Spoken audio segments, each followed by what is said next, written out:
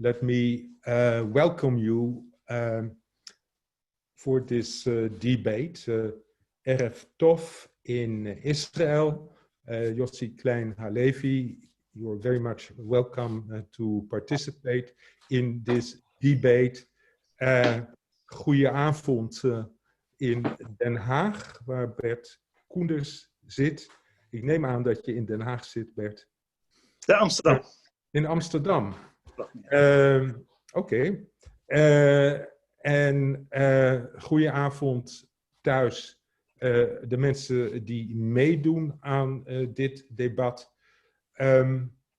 We have started. We have planned this debate because, of course, there's a lot of attention to the ideas of the Israeli government, which has been put in the coalition agreement that from the 1st of July, Prime Minister Netanyahu will be able to annex parts of the western, of the West Bank, especially the Jordan Valley and the settlements. Now, this all has begun in January when the Trump plan was launched. The Trump plan consists of two elements, an economic element and also a political element. The economic element speaks about an enormous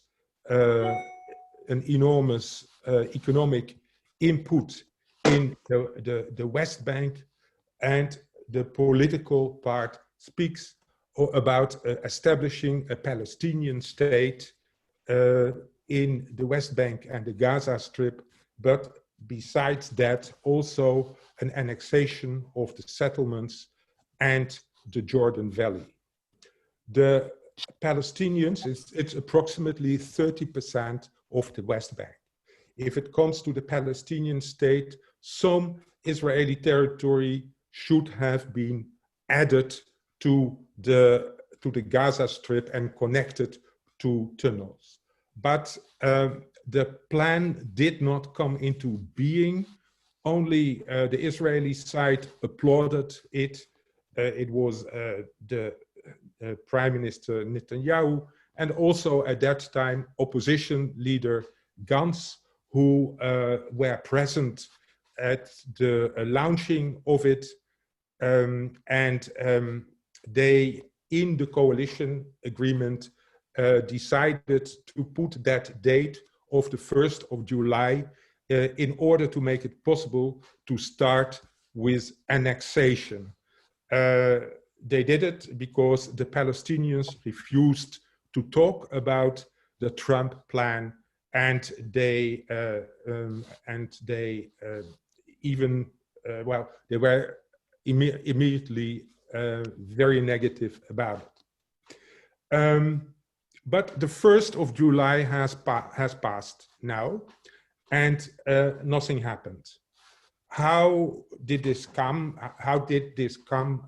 We don't know. It's maybe because of the outbreak again of the coronavirus, but it could also be that to impose Israeli sovereignty at 30% of the West Bank doesn't make such a change, because the facts on the ground stay the same.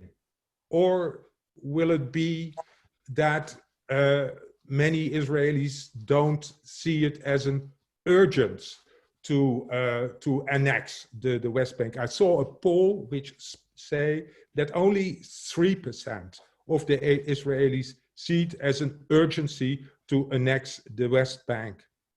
Or is it maybe that the pressure from abroad, from Europe, from Joe Biden, the possible new president in the US, is taking its share in it? We don't know, but it's our intention to debate this. And we will do that under the chairmanship of two moderators, Michiel Keestra, who is assistant professor at the University of Amsterdam at the Institute of Interdisciplinary Studies, and Dr. Joram Stein, who is a teacher, writer, and journalist, who became a doctor in philosophy last year by a dissertation on Spinoza. Well, ladies and gentlemen, the floor is to Michiel Keestra and Joram Stein, who will introduce our speakers tonight. And let me add that CD, who is organizing it together with the liberal Jewish community in Amsterdam, are very happy to with this cooperation and this possibility to debate such an important issue.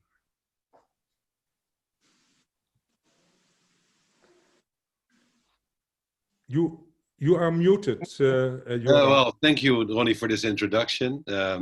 As you see, this is our first Zoom debate organized, as we organized many debates at the LJG, and this is the first one in cooperation with CD, I think, and also it's the first one through Zoom. I would like to welcome everybody at home, and also especially Yossi Klein-Halevi, who is joining us from Jerusalem, and Bert Koenders, who is spending his evening in Amsterdam with us. Welcome. And with all the people watching and listening to this debate. Let me quickly, I will not make it very long, just quickly say something about the order of this evening. We will have till 9:30, about 9:30 we will end it. Then the bar will be open. Our bar will be at your personal house. That's the way it is. Right now, thanks to Corona. So we will start now. We will start in a second.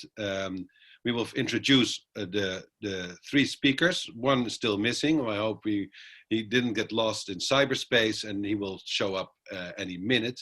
But before Michiel and I will introduce the speakers of tonight, let me say something about the program. So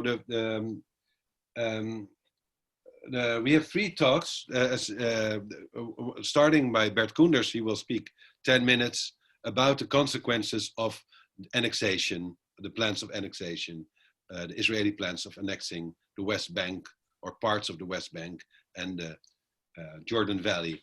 It's actually quite unclear what exactly will be annexed, I understand. But so they will speak about, each speaker will have 10 minutes to speak about the consequences of annexation. After each person has said something about what he believes are the consequences of annexation, the others have 1 minute, and we will be very strict about it, to react to the speaker who just had his statement. After the three talks, we will have the floor open for your questions. You can ask your questions through the Q&A button. You can, if you pose a question, it shows up, and so we can ask it to Yossi Klein-Halevi or Bert Koenders.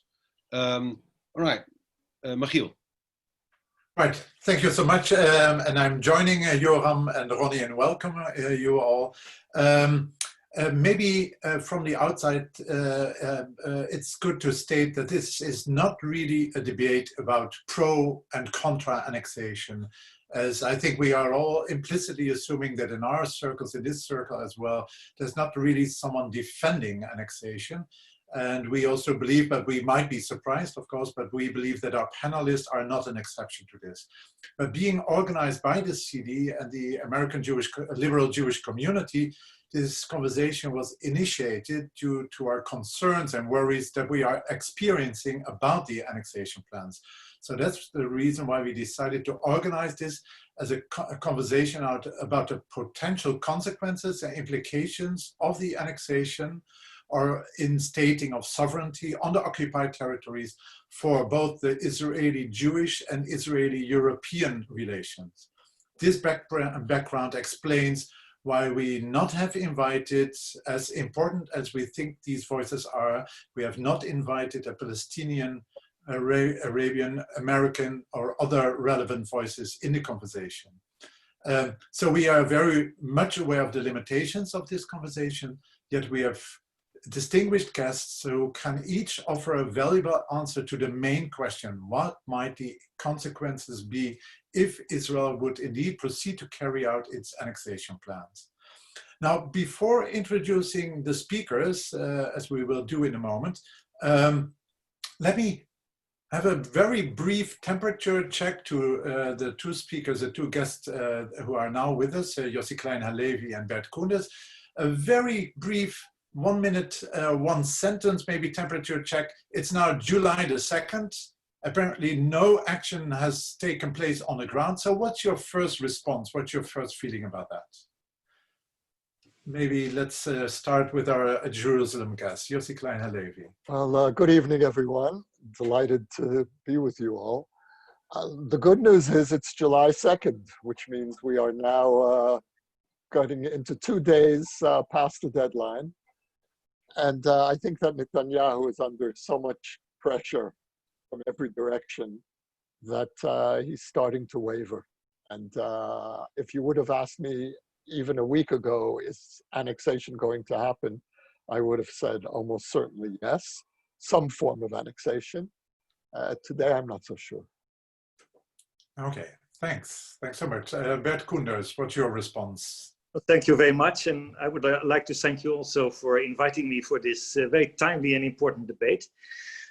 Look, I think you can see it the best from Israel. And I was listening closely to Yossi. My sense is also that on the annexation issue, fortunately, nothing is preordained. I think what is happening is a combination of pressure from the outside, a division in the country and in the government. And maybe these two are actually reinforcing each other. I understand that the discussions with the US administration that were planned before such a decision would take place on annexation has not been finalized, is in process, and it's unclear, at least to me now, where that discussion is. And at the same time, it's clear that what you hear in the international arena is that also the Americans are, of course, keen to know what happens in the Israeli government. And it's clear that Mr. Gantz has mentioned that he thought the corona issue at this stage was more important than making hurry in this area. And the big question is if this is something for a delay of a few days or a few weeks, or if this is a more final a decision in the direction of non-annexation. And I think really that question is still completely open. Right. Well, thank you so much for your quick responses to it. Maybe it's good now to introduce also the speakers who just gave the first, the temperature check on this question. And as we just heard Bert Koenders talking about, like in international circles, it might be good to know some of the credentials that he brings to be here.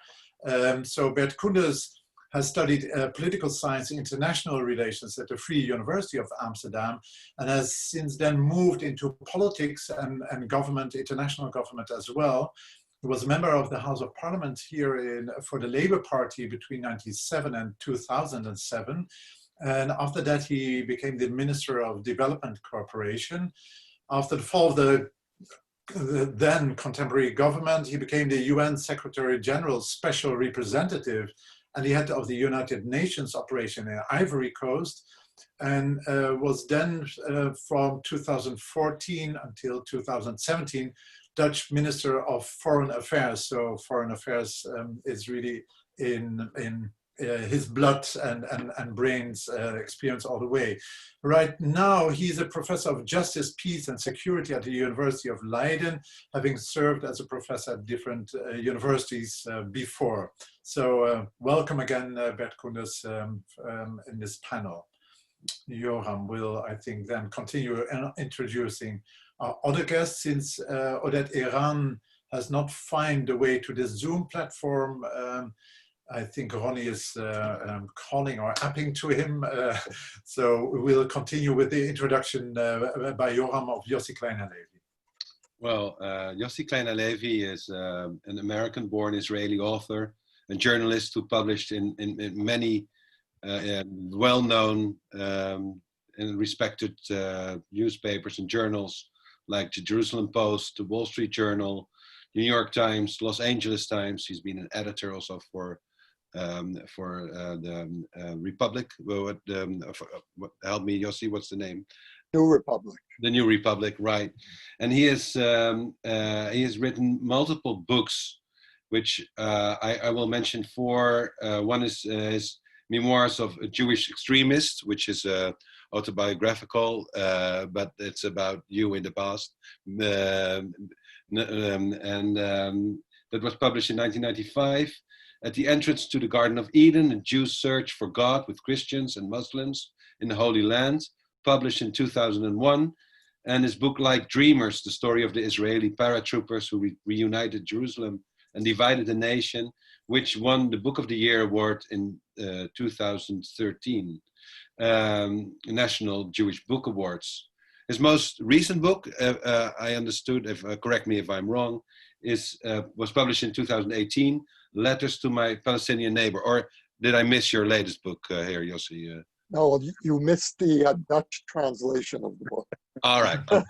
Okay, so all the Dutch CB, listeners...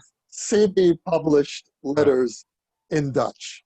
Brieven aan mijn Palestijnse buren, zou dat dan in Nederlands zijn. Halevi has been, and this is, well, of course, also the reason why we invited you. You've been very active in Middle East reconciliation efforts. You have also an Arab Jewish educational project in which you are engaged. Yossi has been a founder and board member of the now defunct Israeli-Palestinian Media Forum, which brought together Israeli and Palestinian journalists. In the summer of 2013, Halevi and Imam Abdullah Antepli, the founding director of Duke University's Center for Muslim Life, established the Shalom Hartmans Institute Muslim Leadership Initiative, which brings North American Muslims to Israel to learn about Judaism, Zionism, and Israel. So you've been very engaged working on reconciliation between Israeli Jews and Palestinians, and we are very, very happy that you are here. All right. All right. So we had three guests organized here, and we made an order that we would start in a way zooming out, which is why in a moment I will hand the mic to Bert Koenis, zooming out from a really international perspective, legal perspective, then getting closer to Israel. Oded Eran would talk about more Israeli foreign policy and politics, and then we thought that Yossi Klein Halevi would probably more zoom in on Israeli and Israeli-Palestinian or Israeli-Arab concerns. We are right now missing the middle, but still we keep that order. So I would like first now to hand the Zoom mic virtually to Bert Koenis for his 10-minute contribution. Thank you very much, Magiel, and thanks again to CD and the others who are joining in organization of this important debate today. I'm very happy that you are organizing this. I think we have been all faced with COVID-19. I know very strongly at the moment also in Israel, and I wanted to pay also my solidarity to the Israeli people. I know there are some more cases again, but I think all the focus in the last couple of months was on either geopolitics, what happens in Iran, what happens in Libya, what happens at the moment in the geopolitics between Russia and Turkey in the region, and much less so on the question of the relationship between Israel and the Palestinians and the so-called Kushner plan. It was all left a little bit out of the debate in the last couple of months. And it reminds me that we have to put this question back on the table in the way, and that's why I'm so happy to meet with Yossi Klein Halevi. I think you mentioned it. I saw your book of the letter to your Palestinian friend. And it came always back to the same question. What do you do with a land that belongs to two people, and how do you share it? I think that's the key question that always comes back. And the question is what we see in front of us now with the Kuzner plan, with the possible annexation, how does that fit into it? I had prepared a bit more on some of the history, and I was also asked to say something about legal aspects. I will do both very, very short, because I think the questions are there, not the main questions. This issue of the peace process, which in fact is non-existent at the moment, has been in the middle of my concerns for the last 15, 16 years. And we all have not been very successful, nor from the outside in being catalytic and supporting the parties themselves, who are the first and foremost actors in this, of course, about how to share this land between two peoples. My last efforts have been in January 2017, with John Kerry in Paris, after a meeting with Prime Minister Netanyahu, with civil society in Israel, but also in the Palestinian territories. Long discussions, but we know in the end that didn't lead, unfortunately, too much. But one thing is clear, and I want to mention it again, and most of us know this, but it's important to relearn every time that lesson. Unfortunately, how frustrated we might be about negotiations or negotiating partners, there is no shortcut to peace. There is no peace through unilateralism, through an absence of real negotiations. There is no possibility, in my view, of an imposition, even including the application of Israeli law in parts of the West Bank. And maybe one of the most important reasons is not necessarily the foreign policy reason, or the security of Israel, the security of the Palestinian. In my view, it goes very deeply into also the morality of foreign and international policy at the moment. And this is something that I've discussed mostly with my Israeli friends who have spoken with me about this. What is the consequence of a possible annexation of parts of the West Bank with the democratic credentials of Israel and the great ideals on the basis of which Israel has been founded? And this is a question I hope will also be discussed tonight. The risk of creating, in fact, de facto, a group of second-rate citizens will be, in my view, a high risk of this policy when it might be carried through. Politically, I would say it is at this point a one-sided bet within a divided Israeli society. And Yossi, you know much more about it. I saw the opinion polls. They are very divided, even among settlers and among different groups of Israeli society. It's also based, I think, on a narrow support base of only one of the large parties in the United States. I think there is a risk that it would estrange, especially the Jordanian, but also other regional leadership. At the moment that Israel has made close relationship with that regional leadership that is torn between the need for a security alliance with Israel on the one hand, and in the other hand, the street, the public opinion, and so on and so forth. And I think this bet on a very narrow base is a risk for Israeli and regional security. I think Ronnie said that in the short term, not much maybe would change in practice, but it is my firm opinion that a quick fix before the US elections and a bet on President Trump, perceived to be one of the most pro-Israeli, I would say pro-government of Israeli government, with his decision on Jerusalem and on the embassy, the Golan Heights, the Kuzner plan, whatever you might think about it. It does not relate to, I think what is needed is a long-term, strong political, economic and security relationship between Israel with the United States, Europe and the region. I was asked to say a few things about the international legal context. Look, let me be short, because I understood from the introduction, maybe there's not that much of a difference of opinion on this. The definition of annexation in itself is clear. The question is a little bit, I think Prime Minister Netanyahu said this is not an annexation. If you would call it an annexation, it is the term applied when a state unilaterally proclaims its sovereignty over other territory. example, of course, is the annexation of the Crimea by Russia in the Ukraine. I would say this case is again a very specific one. It has this plan is applying Israeli sovereignty and law to parts of the West Bank. I think Ronnie just said something about it. We know the arguments, I think, around that. Israel justifies its right to build settlements by the centuries-long presence of Jewish people in Palestine and recognition of the Jewish immigration there by the League of Nations in the 1920s.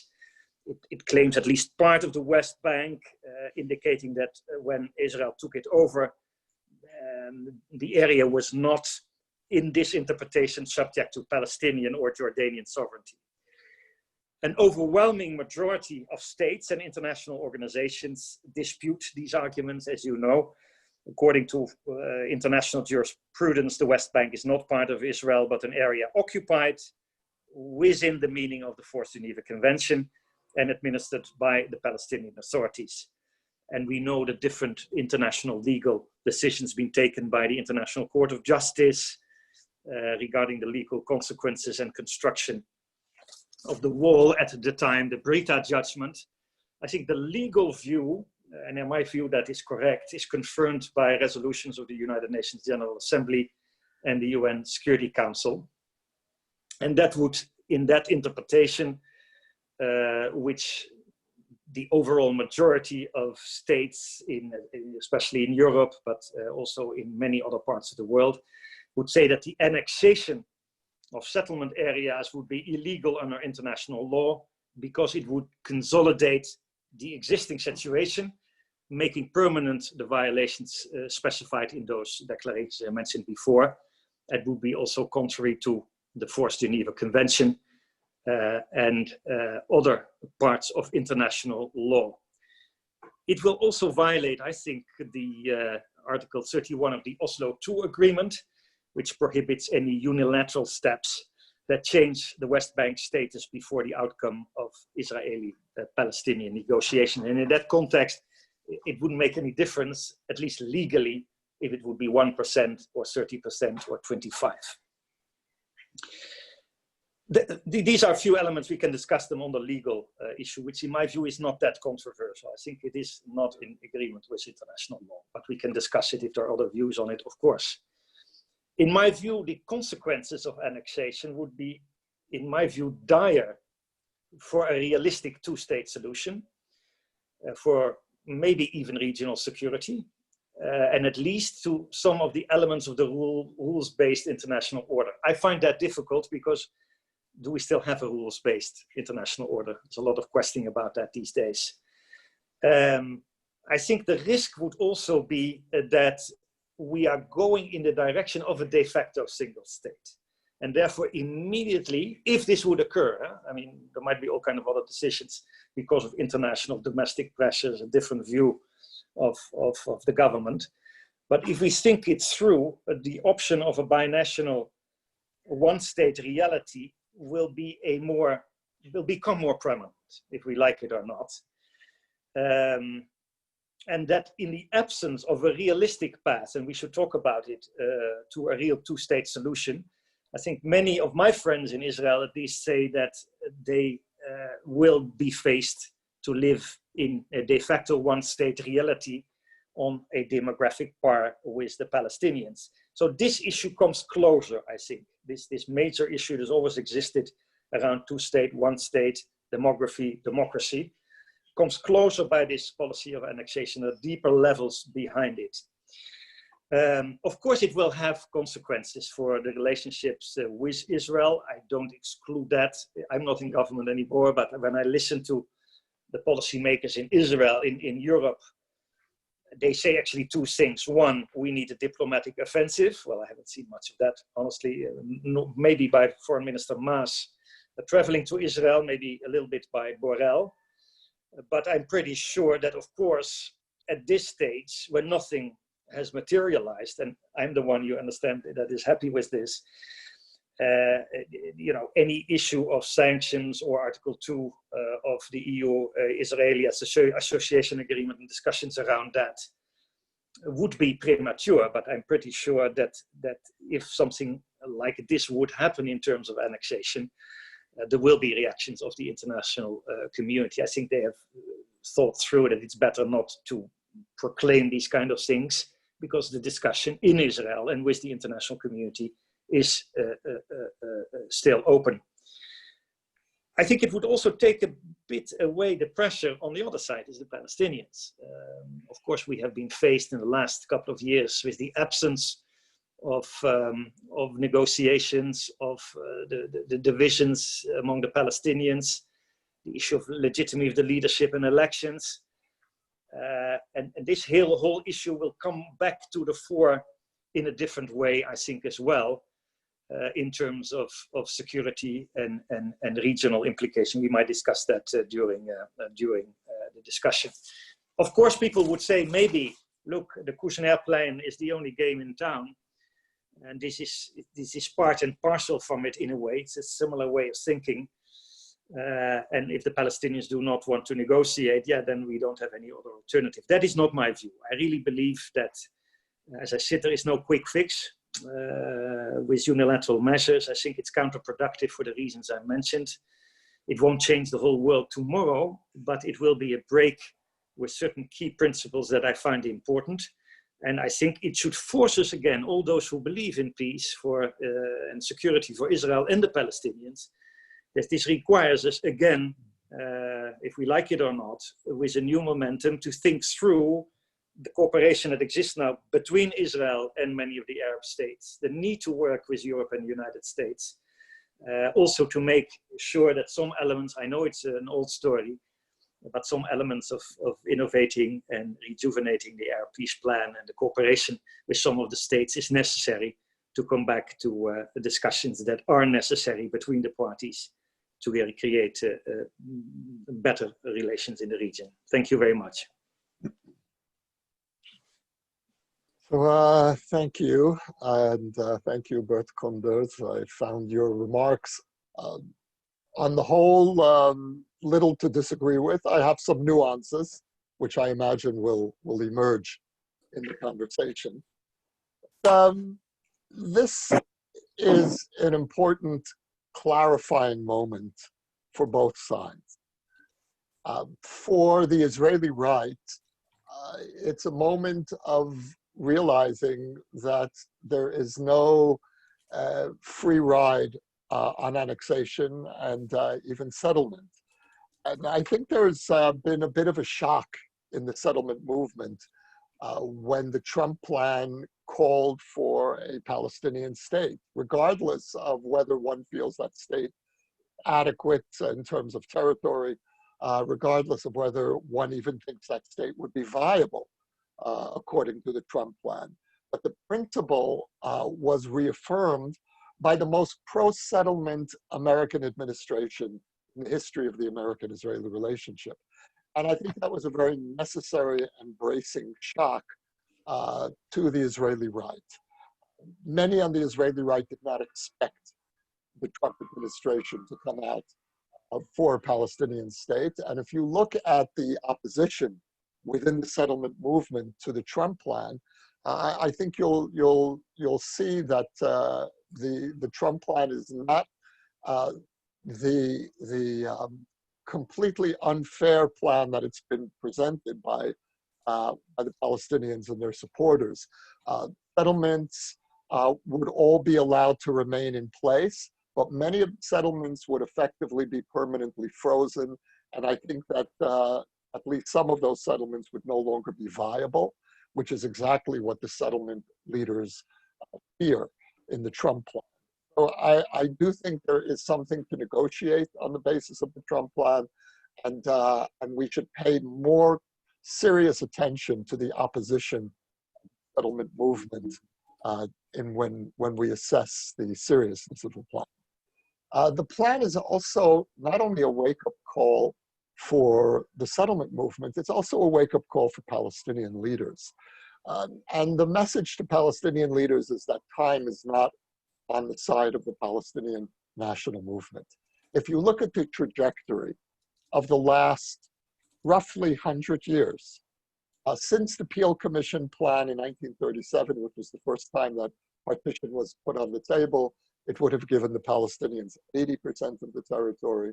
Then the UN partition plan, 45%, the Clinton proposals, 22%, and now Trump, even less. And so the downward momentum of the last century reveals a steadily shrinking Palestinian map. And in that sense, what I'm personally hoping for, that the threat of annexation, first of all, that annexation, of course, will not happen, for most of the reasons that you heard from both funders, but I would also add some Israeli reasons as well, which is the deep blow to Israel's moral credibility in the world, which I see as a major Israeli interest at a time when the movement to delegitimize Israel around the world is growing. And for the last 53 years, really since the Six-Day War, Israel has been able to some extent to claim the high ground, even when we were building settlements, by insisting that all options are on the table. We're not foreclosing any options. And this would be the first time when we would really find ourselves on the defensive, and we would be allowing the Palestinian national movement to take the high ground, a high ground that I don't believe the Palestinian national movement deserves, but we would be handing them a gift. But in terms of the wake-up call, really, for both sides, I'm hoping that if annexation does not happen, the shock of how close we came to a fateful misstep for both sides, with serious consequences for both sides, could be the moment that might at least reawaken interest in the international community and within the Arab world, if not within the Palestinian leadership, for serious negotiations. I don't think right now that we have, on either the Israeli side or the Palestinian side, the right constellation of leadership. And the response of the Palestinian leadership to annexation was ludicrous. In its way, it was as ludicrous as Netanyahu's attempt to annex. The Palestinian leader said, okay, now we're ready to negotiate again on the basis of an Israeli withdrawal to the 67 lines. Now, no one in Israel, no one took that seriously. For the last decade or more, the Palestinian leadership has been walking away. For the last 20 years, the Palestinian leadership has walked away from peace offers. And now, at the last moment, one moment before possible annexation, for Palestinian leaders to say, oh, now we're ready to negotiate. No one in Israel was galvanized. No one in Israel took this seriously. And I'm speaking to you as someone who supports the two-state solution, who wants to see a viable Palestinian state. But what I need as an Israeli to hear from Palestinian leaders is someone to turn to the Israeli public and say, nothing has worked until now. We are ready on the Palestinian side to accept the fact that the descendants of Palestinian refugees will return only to a Palestinian state. No Palestinian refugees will return to the state of Israel. That's the offer we are now coming back to the table with. If the Israeli public, or that part of the Israeli, the liberal part of the Israeli public, were to hear that from Palestinian leaders, you would see the resurrection of a peace movement in this country. You would see people in the streets. No one is going in the streets now. I'm not in the streets. I'm here talking to you. I'm not demonstrating. And so if you're going to try to galvanize the Israeli public against this move, we need something more from the Palestinian leadership than what we've heard until now. The Palestinian leadership has lost all credibility among Israelis, including centrist Israelis and moderate left-wing Israelis. And the Israeli leadership, of course, never had credibility on the Palestinian side for good reason. But that's the situation today. A word about what the possible models are for annexation. Because when we talk about annexation, we're really speaking about three possibilities. The first was the maximalist vision that Netanyahu initially laid out, which would have been a 30% of the West Bank, including the Jordan Valley, which is about 17% of the West Bank. The second reduced model was extending Israeli law to all the settlements, about 132 settlements. That would be roughly, it really depends how you calculate. It could be anywhere from 5 to 15% of the territory, depending how expansive you want to be with the settlements. And the third, much reduced model, which is what we're now hearing quietly coming out of the government, is some symbolic annexation of one or two settlement blocks. Now, from my point of view, any of these models would be a very serious mistake for Israel. The least consequential would be the third model, which is a annexation of one or two settlement blocks. The worst, of course, would be the first model of nearly 1/3 of the West Bank.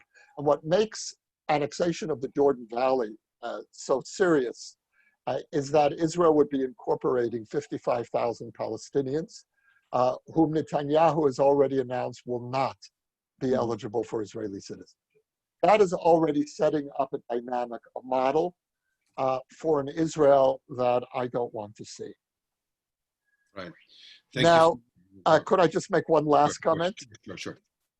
Which is that one is that any of these models of annexation would not be irreversible. Even if we were to extend Israeli law, we have extended Israeli law to the Golan Heights, and yet Israeli prime ministers have negotiated the future of the Golan with Syrian leaders. And so as serious a move as I see this for Israel's credibility, in practical terms, what Rana, you said at the beginning is true. This will not have irreversible impact. And the last point is that whichever of these models is adopted, it is not setting up Israel as an apartheid state. And I think that's very important to emphasize, because what we are hearing now from all of the forces that have been saying that Israel is an apartheid state all along, now are saying, you see, if Israel annexes, then it's going to be an apartheid state. I thought Israel was an apartheid state all along. Now suddenly Israel will be an apartheid state. This will not make Israel an apartheid state. It will start us on a path which could end in that direction. But it could also end in different models as well. So let's be very careful about drawing premature conclusions. Thank you, Yossi, and also thank you, Bert Koenders, for giving these first statements. Let me, because Odette Eran fortunately arrived, so I'm very happy to have you here, Mr. Eran. But you missed the first part of the discussion. So let me just point out some of the main points, or try to point out, because you've made many points, many different points. I think, as also Michiel in the beginning said, that there's not a real difference of opinion with regard to the annexation with all three of the guests, to all panel members today. You're all opponents of annexation. There's only a difference maybe in the argumentation for why you are against this move. And when I listen to Bert Koenders, I hear worries about violating international law also, but that's not his main worry. His main worry is that Israel with this would really be a bad moral example. And I think, Yossi, you agree with that, but you also pointed out some of the positive aspects, possibly positive aspects of this plan. Not that it's good to have the annexation itself, but what this might mean is that for the first time, you have the Israeli right saying, well, we should accept a Palestinian state. The idea of a Palestinian state has become something which is like something point of discussion also for the Israeli right. That's one important point, and the other is that the Palestinians recognize that time is not on their side, that they do have to make a move. This might force the Palestinians back to the negotiation table, which has been a real problem for the last decades or so. And this might also bring us to Oded Eran, who has been also very much involved with the negotiations between Israel and the Palestinians. And Michiel, you wanted to introduce Oded to the audience, so I give you the floor. Right, thanks. Well, welcome indeed, Oded Eran, also on my behalf.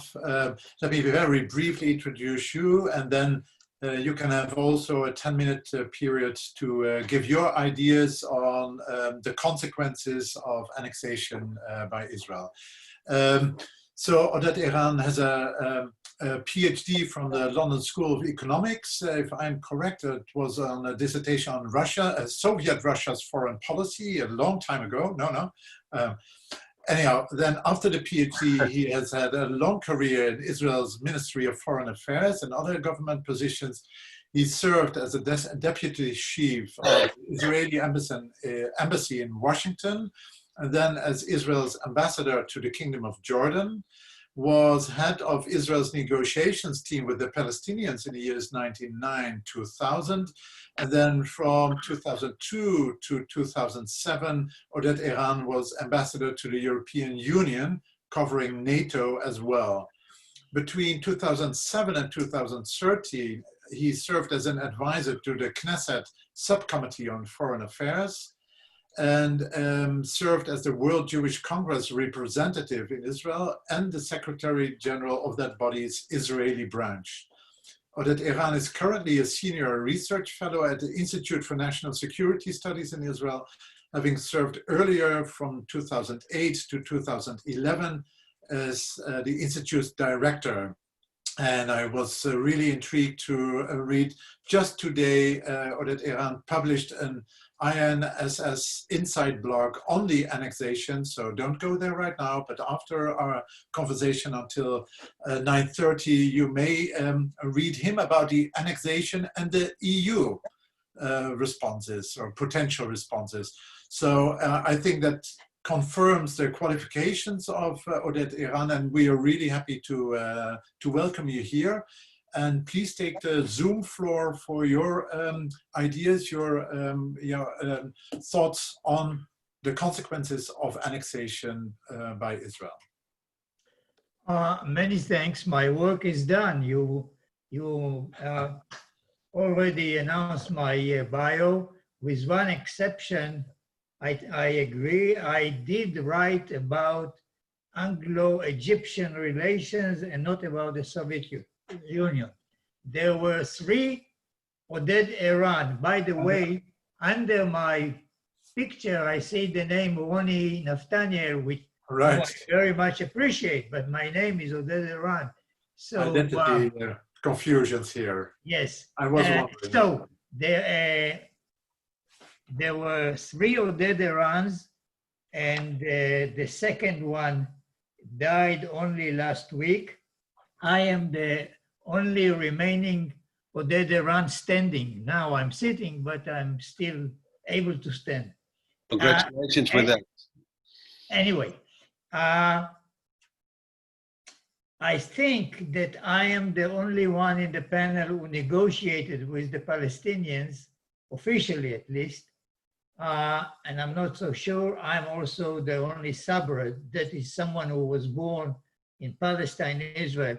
But I made a point because my parents, who were Zionists and came to Palestine in 1933, not because of Hitler, but because of being Zionist, wanted to live predominantly in a Jewish community predominantly. And that is something which I inherited, and this is something which I will leave to my children. We have 20% Arab Israelis, and I'm very proud of that, of the equal rights and other things that relate to the living side by side with an Arab community. This is point number one. Point number two, which I took from my participation in the negotiations, and nothing ever since 2000 changed my mind. The two sides, the Israelis and the Palestinians, are unable at this point reaching the decisions, tough decisions, on the three core issues of the conflict. That is to say, Jerusalem, borders, and refugees. We are unable. There is no meeting point on Jerusalem, not on borders, and certainly not on refugees. I will start by saying, I will continue by saying on the refugees, I am against the return of a single refugee. Not because it changes the demographics of Israel, because it will open the flood, and we already have 300,000 Palestinians in Jerusalem as a demographic element, which is very influential on the situation in Jerusalem. And it's one argument against any annexation, which includes Palestinians living in the West Bank or Judea and Samaria.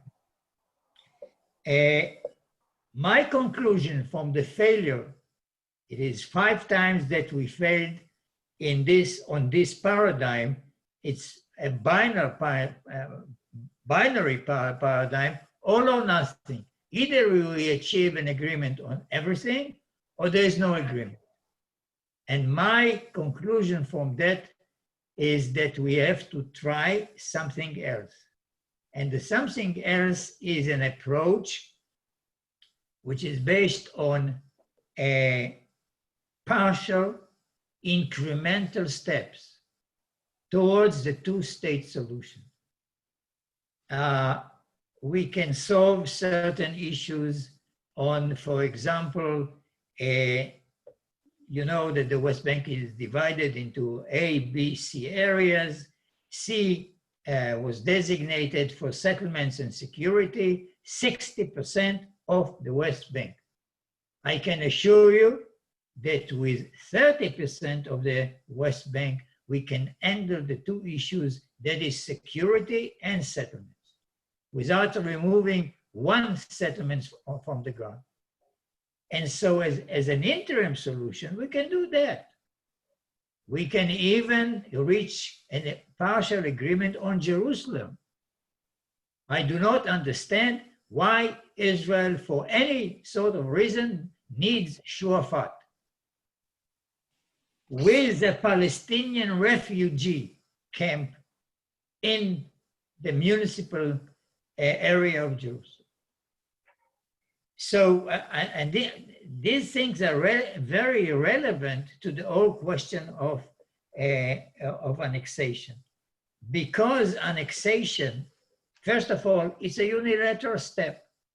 And if we want to reach an agreement with the Palestinians, the least we can do is to keep the current situation. There's no status quo, but keep the status quo. There's no status quo because every day there is another settler born in the territories, and there is another building being built in Judea and Samaria to take care of the Jewish population. But let's say that there is a status quo, and I think that we need to keep it because, and that is the most important reason, Israel doesn't gain anything from current annexation, even if you call it applying the Israeli law. Yes, there are differences between the legal system in Israel itself and Israeli community in Judea and Samaria. These are not sufficient for making such a move because legally there's no, and I'm sure that this was discussed, or if it's not, the point is that there's no much difference between application of the Israeli law and annexation. Now, I think that from the legal point of view, there are many Israeli legal experts who will tell you that it's not illegal internationally, that there are certain good reasons that Israel has against the overall, I think, or the general feeling that it's or a judgment that it's against international law, but that's not the major point. The moral issue is certainly one. Israel needs and wants to be a strong, legal, morally just and Jewish. And there is a danger that annexation will start a process where we will not be able to be both democratic and Jewish. And this couldn't be dismissed as a light point. On the territory between the Jordan River and the Mediterranean, between the Jordan River and the Mediterranean, there is equal sized communities, Arab and Jewish. There are all sorts of statistical tricks that people are using, for example, not taking into account the Gaza Strip. Yes, you can play statistical tricks, but the reality on the ground is very clear. And because of the differences in birth rate, this will determine the demographic, at least, if not the political future of the territory between the Jordan River and the Mediterranean. Politically, it makes no sense to annex unilaterally, and certainly on the basis or on the justification of the Trump plan.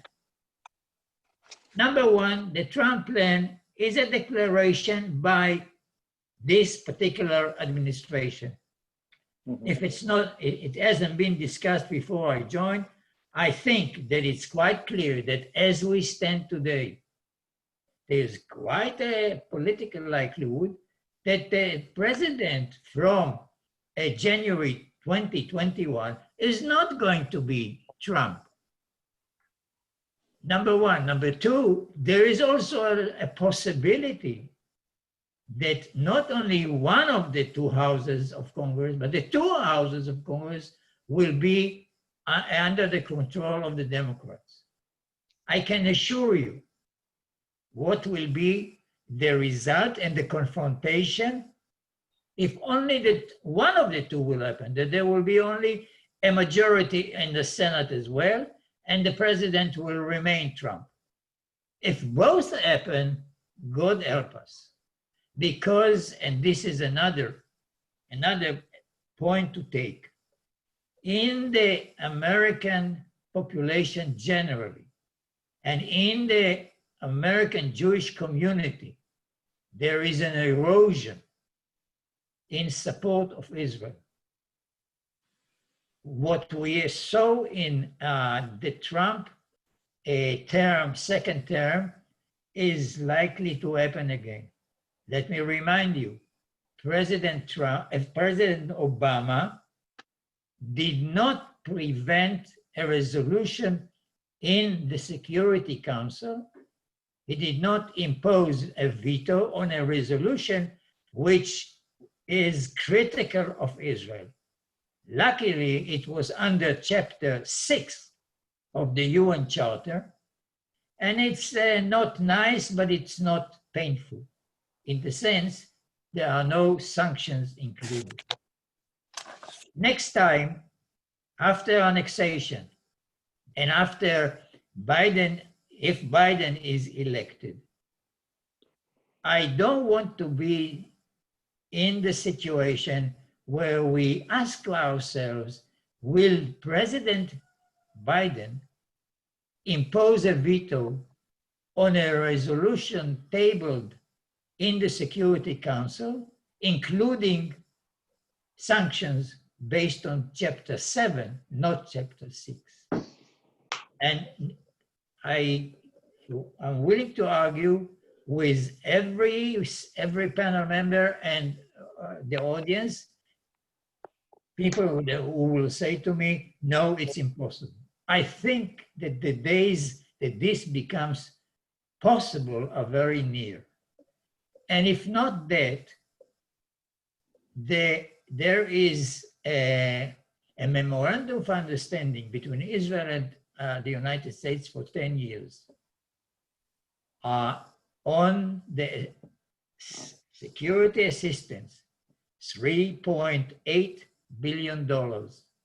It's not so much the money, it's the fact that the only state in the world which is willing and capable of supplying us with what we need for security purposes is the United States.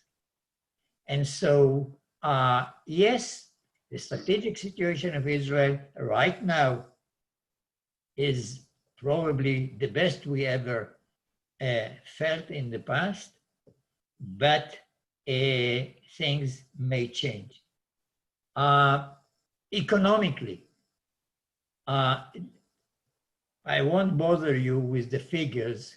What every added Palestinian on the West Bank to the Israeli economy means in terms of the cost.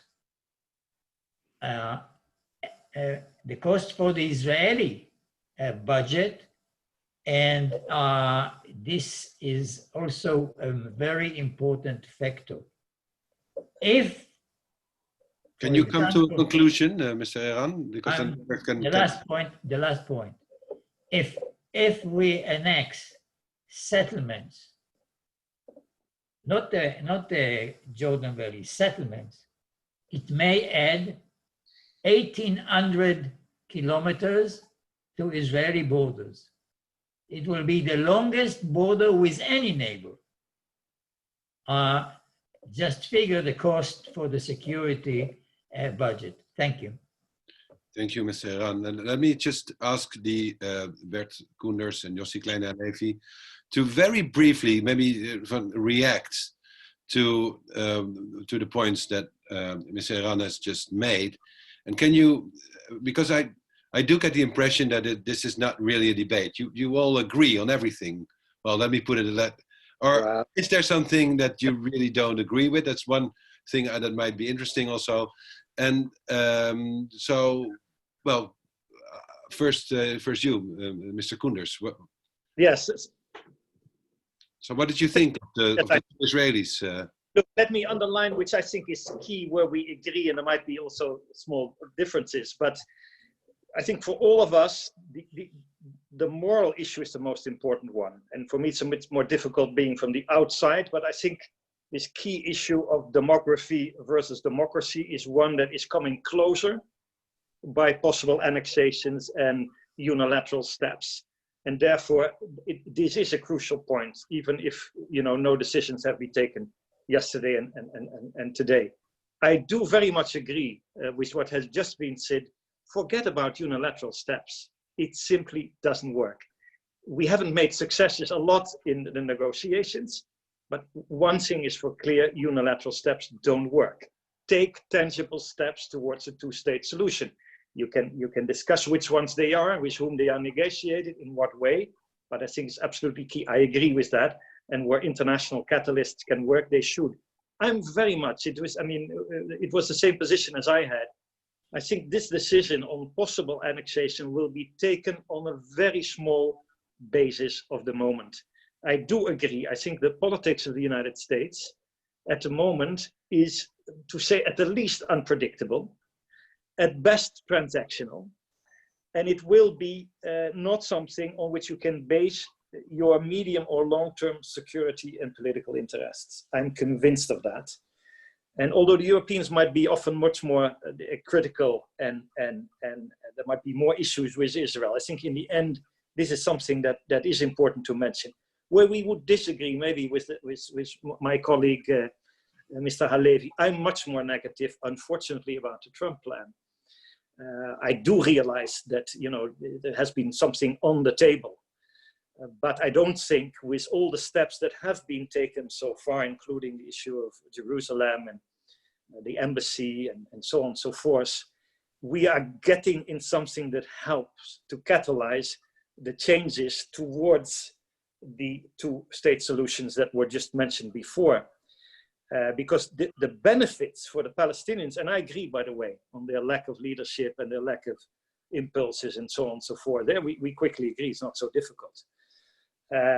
But I'm much less much positive about, even if the settlers might be worried about the fact that the most conservative American administration accepts the principle of a Palestinian state, it will be devoid in the plans of any meaningful sovereignty, lacking any control over its borders, airspace, waters, especially the water issue I think is important. There's no capital in East Jerusalem.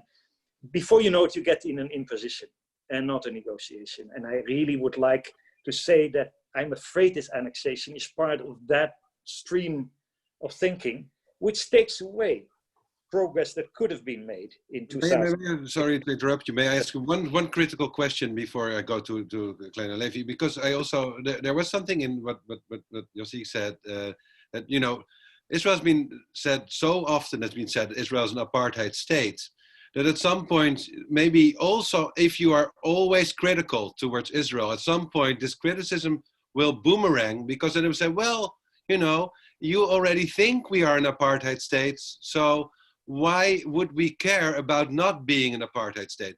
Should the European Union, and also this also includes your own political party, the PvdA, step a little bit back with criticizing Israel time and time and time again? I don't know what this question is. I never called, and we never called Israel an apartheid state. I don't know where you're on. Right. Maybe that's your perception in looking seriously at our positions. The Labour Party has been friends to Israel from its starts, from its origins, through its history. And as you know, some of the critical aspects we have also towards the Palestinians. And I've dealt with so many Israeli governments from different sides, including very long discussions with Prime Minister Netanyahu. I've only thought about the issue of meaningful sovereignty. This is an issue that is important in the way where we can make progress. And I think, and there we agree, all three of us, that I think annexation is not a good step in that direction. Right, thank you. Yossi Kleine Levy. Yeah, I would just like to clarify what I meant in my, I would say, lukewarm praise of the Trump plan. So let me just sharpen the lukewarm part of that. I agree very much with Oded Iran that there is no chance in the foreseeable future for a two-state solution negotiated by the parties. And so we need to be moving back toward a gradualist position, which right now we are in a gradualist process, but it's moving us toward a binational state, not toward a two-state solution. We need to shift the gradualist momentum back toward a two-state solution. And that's where I think that the Trump plan could be useful, first of all, as a wake-up call to both the Israeli right and to the Palestinian leadership. I think the Trump plan, by first of all endorsing a Palestinian state has been a shock to the settlement movement. And secondly, by being so grudging in terms of the territorial dimensions of the Palestinian state, that should be a shock to the Palestinian leadership. And so I think that in that sense, the Trump plan is psychologically useful. In terms of the Trump plan as a blueprint to getting us toward a final status agreement, I agree with you. It's not a final status plan, but it can be an interim plan. And I would have been very pleased, pleasantly surprised and pleased had the Palestinian leadership said, okay, we are ready to negotiate. We don't see this plan as a final status agreement, but we see certain elements in here that are positive for us. Certainly tens of billions of dollars of American aid with coordinated with Saudis in the Gulf states. That's a good start for creating an infrastructure for a viable Palestinian state, etc. Instead, the Palestinian leadership said no, and most of the international community basically endorsed their rejection. Instead of saying to the Palestinian leadership, at what point do you start to say not yes, but maybe? At what point do you say, okay, let's start negotiating? And I think the Palestinian leadership made a tactical mistake here. They could have put the Israeli right on the defensive. And so instead, we're at one more typical stalemate. But may I also have one critical question for you, because I now just maybe not, I also just asked the question to Bert Koenders, but because you've been said it's positive. There might have been some positive implications of the. No, you didn't say positive, but you said, well, it might be the case that the Trump plan in the end will have some positive consequences in the end, that because the Palestinians will know that they have to go psychological consequences. All right, but maybe it's not true. Maybe it will, in the end, this annexation plan will be very, very positive for the Palestinians, because it will lead, as you just said, to away from the two-state solution to a binational solution. It will undermine Israel's legitimacy in the international arena. So maybe the Palestinians should applaud this plan of Trump, because it will only, in the end, it will work against Israel. It will make Israel, it will move Israel towards one state for two people, in which the opponents of Israel will have the right to say, well, this is indeed an apartheid state. So, Yoram, I think you're raising a very important question for Israel, which is, does the Palestinian national movement really want a two-state solution? I think that either way, we should be negotiating from a place of we want a two-state solution. If the Palestinian leadership is not serious about a two-state solution, then that's an opportunity for Israel to take the high ground. If the Palestinian leadership is serious about a two-state solution, then that's a historic opportunity for us. I see this as a very crucial moment in trying to answer that question. But also the question should be directed toward our government as well. Does the Israeli government still support a two-state solution? And I don't see evidence for that either anymore. Maybe, yes, Oded Eran, you want to respond to that briefly? And then there are a few questions from the audience that we would like to use for the final like 15 or 20 minutes of this conversation. But Oded Eran, you wanted to respond. Just a quick remark. I think that to Yossi Kleiner-Levy, the point of awakening the Palestinians or the settler movement is a valid one, but it is done with a 30 tons hammer, and the danger is that there will be victims. The chief victim or the principal victim will be the peace process. Or any political process between us and the Palestinians. And this is a very heavy hammer that is used. Secondly, I think that at this time, I'll put it this way, I've tried with my contacts in Europe to get the Europeans and the EU to accept the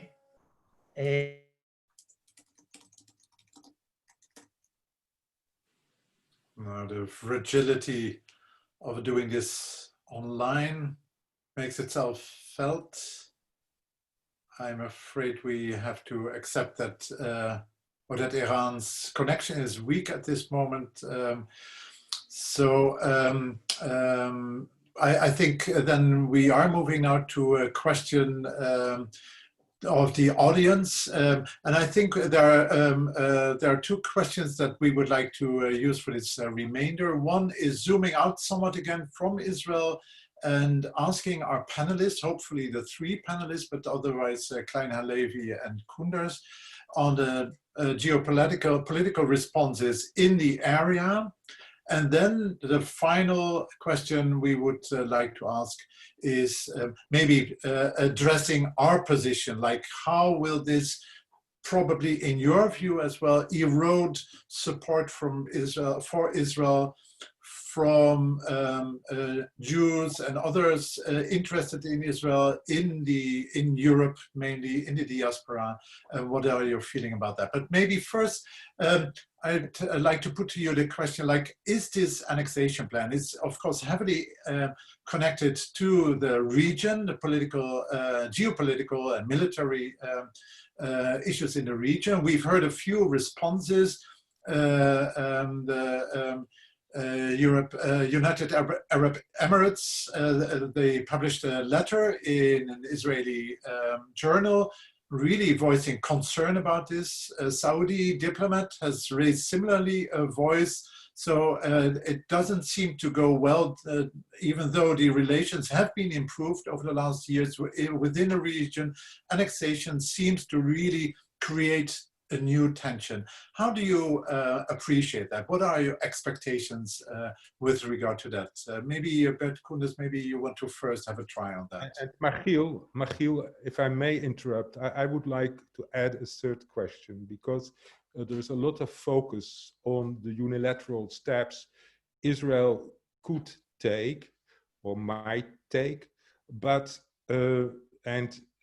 I want to ask, don't you believe that there is a kind of double standard by criticizing Israel for possible unilateral steps and by applauding the unilateral step of the Palestinians to have evoked a Palestinian state?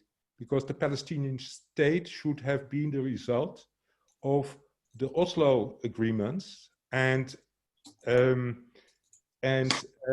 but they have hastened it, and 130 states in the world have recognized it. So I would also like to hear an answer on that. Maybe that's a good question for Bert Koenders to answer first. I had missed the second question. I apologize. The first was on geopolitics. The other was about the Palestinian state. And the second was on what? Well, the second was on the double standards applied to Israel being criticized for the unilateral annexation, whereas the Palestinian state evocation was applauded. Yeah, let me say a few things about that. First of all, an answer that nobody will like. The future in the Middle East is more unpredictable than ever. And I mean that very serious, almost a given, and therefore it is not that clear what will happen if the Israeli government would go towards an annexation of large part of the West Bank and the Jordan Valley. I think, realistically speaking, I'm not talking about what I think would be good or bad. At the moment, the coalition against Iran and the improved relationship between Israel and its Arab neighbors, but also with other parts of the world, including Russia especially, but also China and other countries, means that Israel is in a stronger position in itself than it has ever been.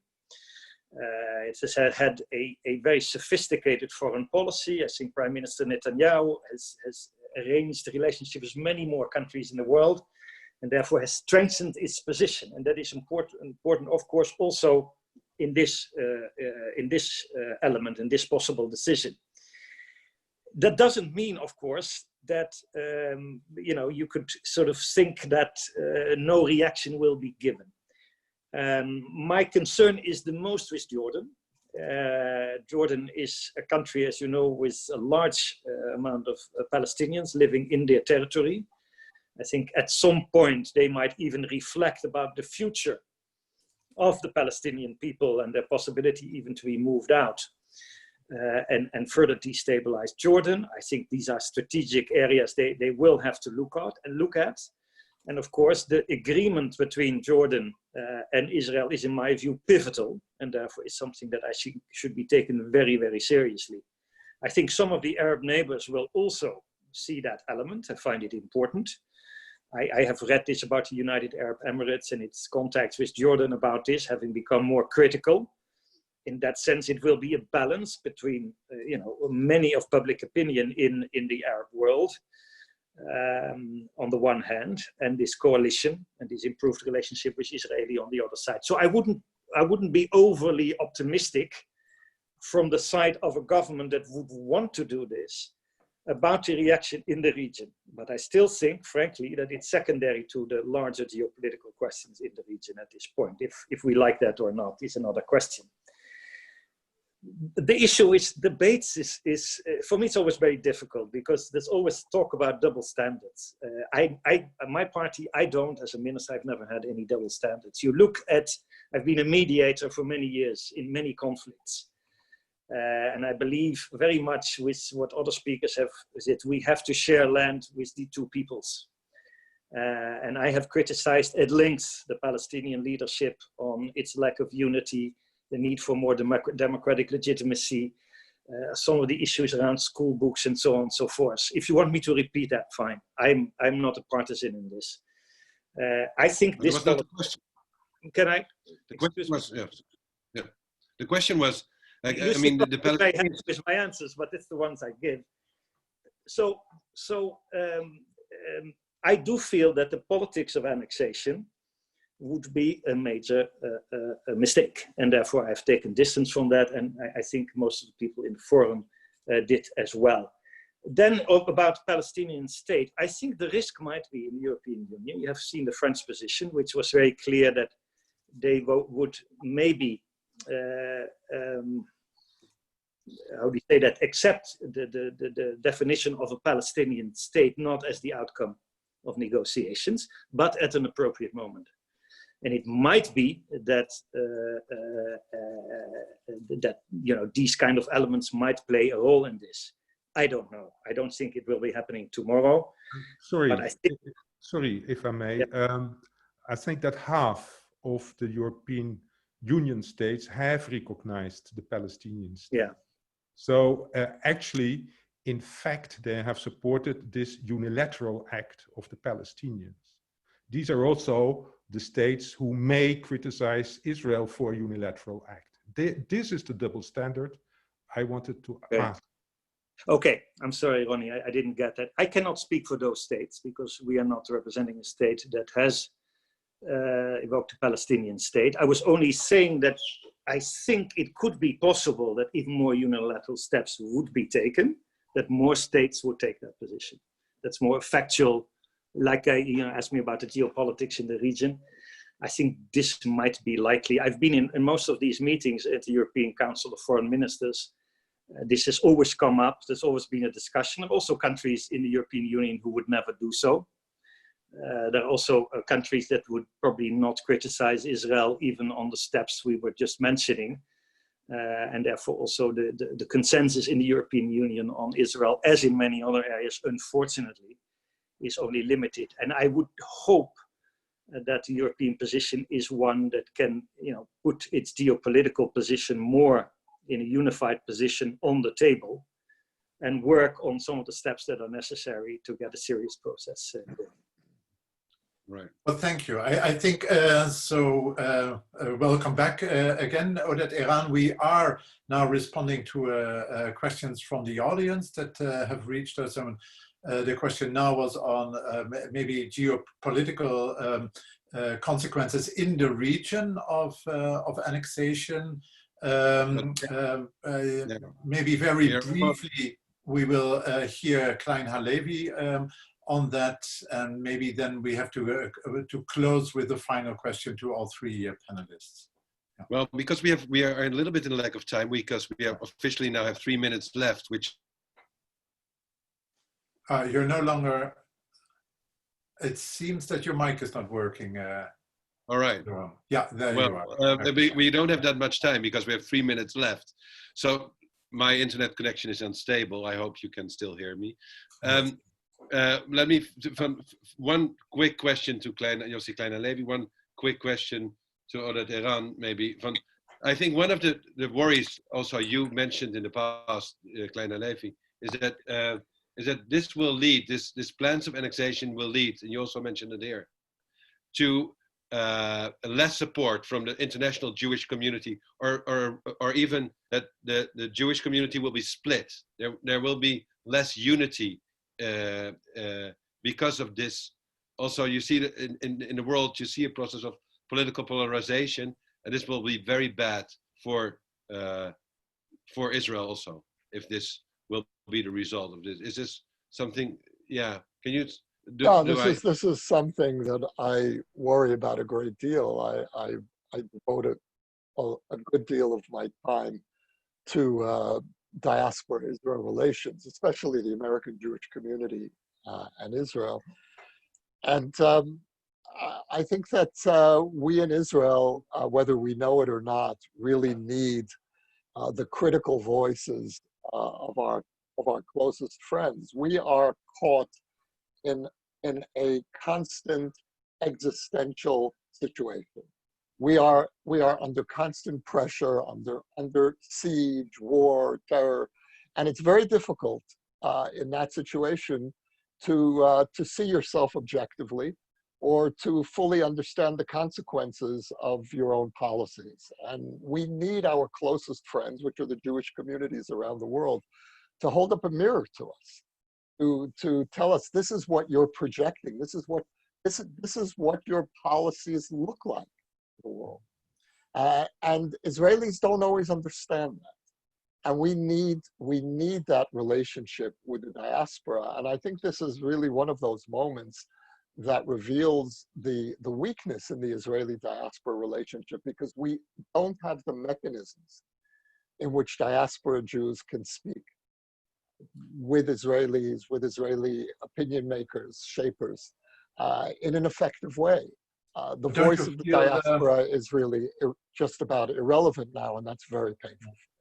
But don't you feel that, opinion polls among American Jews and in Europe as well show that these Israeli policies are losing support from the diaspora, especially we know both in America and Europe. There is more progressive leaning, democratic voting population there, Jewish population. Does that concern those in power in Israel, or even the population there, according to you? You know, I think it does concern Israelis. I think Israelis are more aware of what's happening again, especially among American Jews. It has been in the Israeli media. But we're not seeing that concern as a basis, or it isn't factored in to our actual policy conversation. Maybe that is something that we can also ask Oded Eran to respond to, having been in the circles of power and government in Israel. Do these opinions, these positions of Jews in the diaspora and other friends of Israel factor in at all? I doubt it very much. If it is, if it's there, it's certainly not reflected in the decisions of the governments, in plural, of Israel, not on issues of state and religion, on personal matters where religious based legislation is still valid in Israel. Unfortunately, there is a very scant dialogue between the leadership of the United States and the political echelons of Israel. Unfortunately, this is half of the Jewish people. On the moral, democratic future of Israel, I think we as Israel and we as a government should have consulted the other half more closely, more attentively. I don't speak about decision-making, I'm just speaking about a process of a structured dialogue which does not exist, unfortunately, at this junction where Israel is about to take a very, very far-reaching decision, even if it is, for the moment, applying the Israeli law to 20 settlements or so. This is not the issue. The issue is that a serious step on the major issue of moral, political future of Israel is taken. There is no dialogue. Thank you. Can I ask you maybe, because we have to end also the debate, and you are, all three of you, you have spent, I think, many years of your lives striving for reconciliation between the Israelis and the Palestinians, and striving for two states, the two-state solution. If I'm wrong, you should correct me. But I think you are, all three of that, you've spent so much time on it. Do you go to bed frustrated? Do you get up in the morning feeling sad about spending so much time on something that never happened and it doesn't look like it's going to happen in the near future? Are you very frustrated and sad persons? Can I ask all three of you to react to that? Bert Koenders, can you? Maybe give it a kernel of hope, not just about despair and frustration, maybe also a word of hope. But I think it's actually, it is a very fair question, honestly. And I feel much more for the colleagues on the panel who are living in Israel, and you know, it's for their survival, it's their surrounding, it's their political debate, much more than it's every day for me. But I don't know how many times I've been in Israel and in the Palestinian territories, and trying also to get dialogues and things moving and so on. Yes, it saddens me. This decision saddens me. I have to admit that. I think it's going in the wrong direction. And I hope we do this in a functional way. And we have to listen to our Israeli friends, because again, for me, this has nothing to do with pro or anti-Israel. I'm a friend of Israel. I want to help catalyze where we can, and maybe do nothing if we can't. But I would really think this is the wrong way to go. And I would again also ask for, you know, we live in a time which is very harsh, even harsher than before. The Israeli people know this much longer than we in Europe. Geopolitics has been harsh, tough. People are not very reliable, even some of our best friends, so to speak. And we better invest, as some of the colleagues have said, also in a much better communication and dialogue with each other. Not just declarations from one side and the other, what we think, but earlier on, continue a process which can lead finally to something better than that we see right now. Thank you. Thanks. And the waking up frustrated or hopeful of Oded Iran. Yes, please. I admit, after this conversation, I will go to sleep and I will sleep well. Not because of what we discussed. I am worried about my grandchildren. I have a grandson who is in the army now, in the paratroops. I have another grandson who will go in November to the army. I don't want them to be in a situation somewhere in Hebron where they have to say to an old Palestinian lady, go away, this is not your territory. this is not what I want for my grandchildren. Thank you. Thank you. Yossi Klein-Halevi, maybe a word of hope as well. Well, this is, I have to say I'm the only one on this panel who's never negotiated, who's not a politician, not a diplomat. So I have no power. I never had any power. So I don't feel frustrated. I had no impact. I had no impact from the beginning. I'm just a writer. Wow. And a writer's job is to try to create a language. And that's what I tried to do with my book. I've tried to create a language for peace between Israelis and Palestinians, a different kind of language. I'm a religious Jew. I'm not a left-winger. It's a language that comes, I think, is much more appropriate for Israel today and for the Middle East. And the responses I've been getting from all over the Middle East really has been extraordinary. My book has been favorably reviewed in Saudi Arabia's leading news weekly. I'm on the phone every week. Every Friday, I devote to phone calls around the Middle East. WhatsApp and Skype with journalists in Kuwait, in Iraq. It's even among my Palestinian neighbors. And so from my little corner, where I am not going to make peace and not going to change the dynamics here, all I can do is try to create a little model for what peace might sound like, might look like.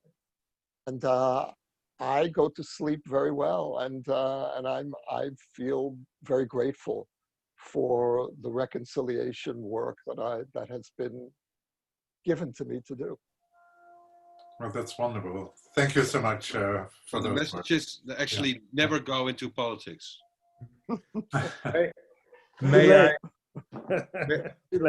I conclude this session by expressing my deep gratitude on behalf of the liberal Jewish community in Amsterdam and Sidi for your vivid participation. All five. I saw that there are tonight 2 Ronnie Naftaniels. I apologize for that, but it never happened ever for me. But it's interesting to see, and be my guest. Be my guest.